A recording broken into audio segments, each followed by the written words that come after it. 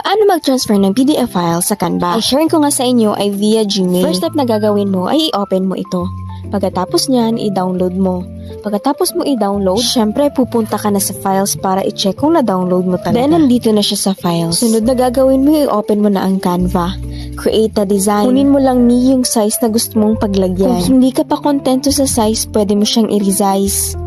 Ganyan ang sukat ng sizing ko. Landscape na yan. Wait mo lang yung mag-loading. Hanggang matapos yan.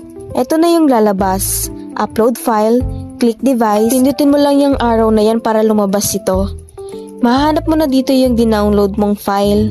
After nyan, madadownload siya dito sa designs. Pagkatapos nyan, apply all pages mo na siya. At pwedeng-pwede mo na siyang ma-edit. Sa paraang ito ay less hassle and less stress nga sa mga gagamit nitong naka-PDF file. Sampulan ko kayo mga mi. Dito sa Gable box, as you can see, hindi ko ma-insert yung picture. Kaya ang ginawa ko, tinabi ko na muna yung outline tsaka ako nag-drag down. Siguro naman mga mima as a crafter and template maker ay alam naman natin kung paano natin didiskartehan ang ating mga ginagawa. Mga mima, hindi sapat na hindi ka marunong mag-design ha. Maraming free template. Laban lang!